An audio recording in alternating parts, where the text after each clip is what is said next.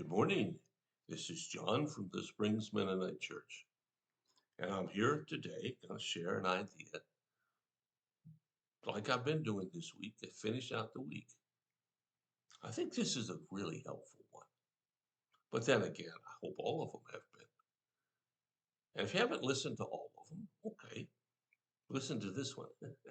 And you can always go to the church's website or find us on YouTube and catch up. So today I want to talk about Psalm 142. And I want to look at verses 3 through 7 because not only is it written here and therefore it ought to have some value, but because it really speaks to where many of us either are or have been or might yet be. That pretty much covers everything, don't you think? Let's look at it. Psalm 142, beginning with verse 3. When I am overwhelmed, you alone know the way I should turn. Wherever I go, my enemies have set traps for me. I look for someone to come and help me, but no one gives me a passing thought. No one will help me. No one cares a bit what happens to me. And then I pray to you, O Lord. I say, you are my place of refuge. You are all I really want in life. Hear my cry, for I'm very low. Rescue me from my persecutors, for they are too strong. Bring me out of prison so I can thank you. The godly will crowd around me, for you are good to me. Well, this passage seems to describe where a lot of us have felt at times in our life, and maybe some who are listening today feel it. When I am overwhelmed, man, you can get overwhelmed in so many ways, from simple financial things to overwhelmed at work, to overwhelmed by the tragedies around us, the concerns in our family, the sickness or struggles that our kids are having or our brothers and sisters are having. I mean, it's easy to get overwhelmed. I mean, that's the easy part. The hard part is getting out of it. And the world tells us that you should be strong. Well, I don't know about you, but when I've been overwhelmed, usually I'm giving it about all the strength I've got, and it doesn't seem to be enough.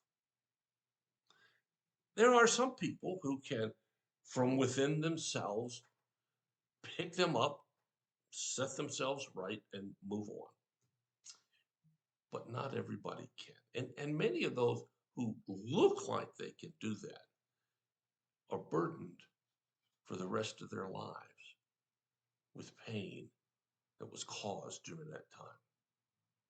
So I think this passage about when I am overwhelmed has a lot to do for every one of us. It goes on to say, you alone know the way I should turn. Only God really is the solution to your being overwhelmed. Now, granted, if it's financial, having some extra money would certainly help.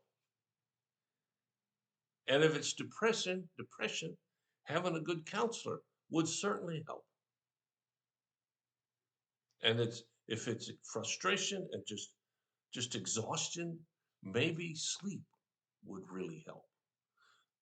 But if that's all you get, then it won't be long before you'll be right back where you started from. You got to find a way out, really, really out of the situation, not just a short fix.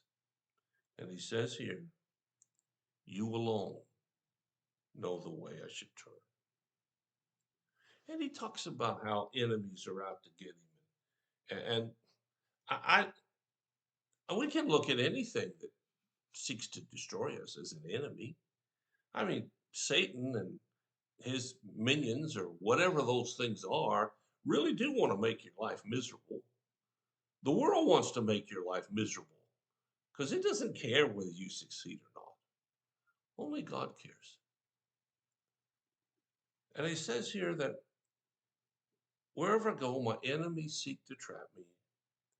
And I look for someone to come and help, someone to solve the problem. And no one cares. Well, maybe someone cares, but maybe you've pushed them away so many times they don't want to come around anymore. You know, it takes a lot of effort to continue to try to relate with someone who is constantly in a mess. And particularly when they don't really try to get out of the mess. Maybe that's you. And so the psalmist says, I keep looking for someone to come and help, but no one comes. And says, then I pray to you, O Lord. See, it gets back to where the passage starts, that God is the only one with the solution. Then I pray to you, and I say, you are my place of refuge. You are all I really want in life. That's a powerful statement. All we can really want that makes a difference is a relationship with God. Things come and go. Food is wonderful, but it doesn't last. Heck, good times always fall apart. Look at all the celebrities who look like they got everything going for them, and then they don't. It says here, bring me out of the prison. Bring me out of this despair, this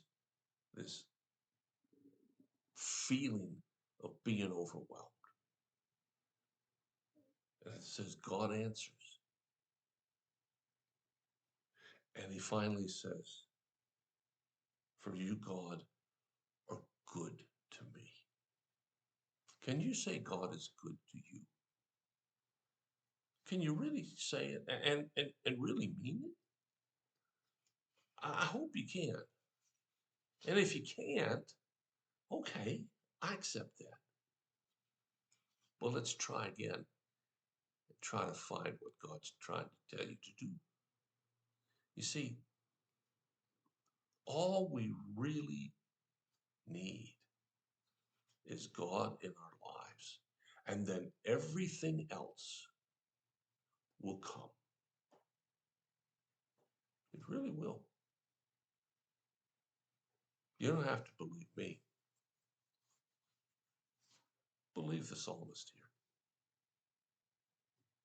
Give it a try. See what happens to you. Thanks for listening this week. Have a fabulous weekend. The weather, I hope, is going to be great. And at the end of it, you're going to say, wow, this has been fantastic.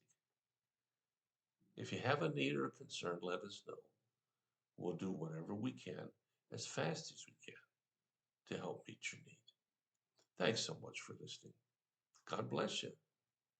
And I'll be back on Monday with some more thoughts.